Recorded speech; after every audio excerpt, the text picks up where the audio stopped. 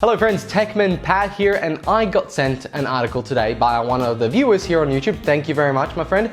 And I was so excited to share this story with the rest of you. So it seems the former competitive carriers coalition has called for the resignation of the board of NBN Co, who are accused of comprehensively failing in its core mission, including driving a more competitive telecommunications sector.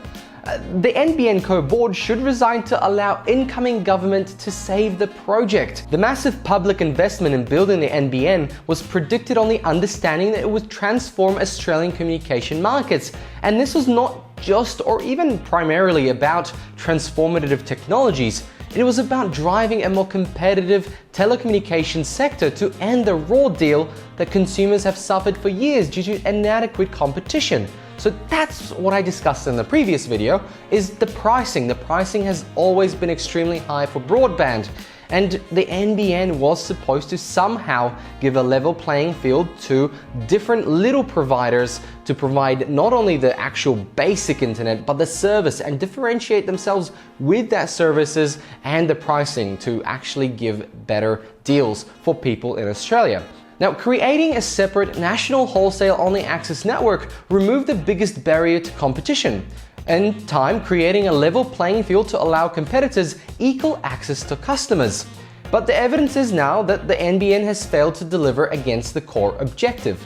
Data from the Australian Competition and Consumer Commission, ACCC, I know I got it wrong in the past, shows the proportion of NBN connections to challengers retailers has flatlined at below 7%, meaning there are the newcomers who have 7% of the market and everybody else, which by everybody else, we've got the big 4-3 telcos. The coalition says the NBN Co board had demonstrated no appreciation of the problem, let alone any imagination in how to promote bold action to reverse it, and should let new blood take over. The NBN is the most important Australian infrastructure project of the past 50 years. I would actually say it's almost 100 years, because it's so much more than just a piece of infrastructure.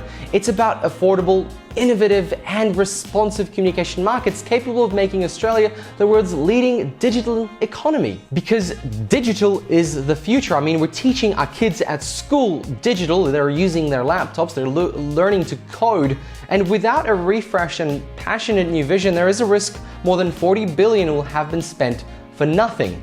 The board should allow a refresh of the project to commence immediately to achieve the original competition goals, which basically translates to let's go back to the original plan and put fiber to the home into every home, rather than this mixed technology approach. It has been a disaster since that party took over and decided to do that. And so here is my question to you. Should the NBN Co board resign to let somebody else take over? Is this the kind of change that we need for NBN to become something better, or at least go back to this idea that fiber is the way to go and it is the future?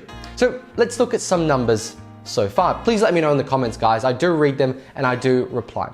So the numbers of unserviceable premises peaked at 1.4 million in early January this year, but has fallen by about 110,000 premises.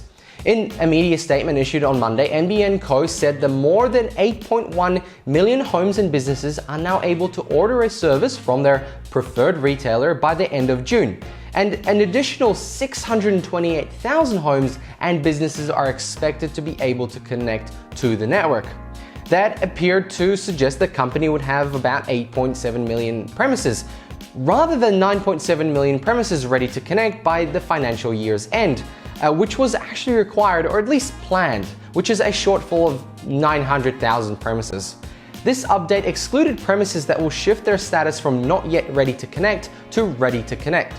So the 9.7 million breakdown is 8.1 million premises already ready to connect, 628,000 new premises across various access technologies, 800,000 HFC premises that are meant to shift from, well, not yet ready to connected to ready to connect, and 172,000 other premises that will also shift from not yet ready to connect to ready to connect. This may be the sort of fiber to the curb where they've started doing those upgrades and changing people over.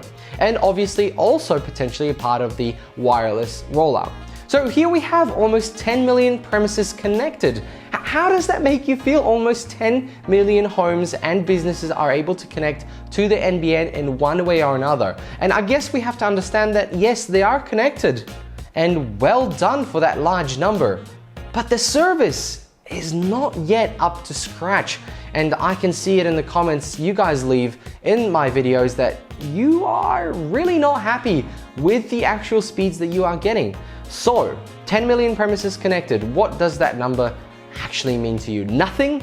Probably nothing. Do we need the board to resign?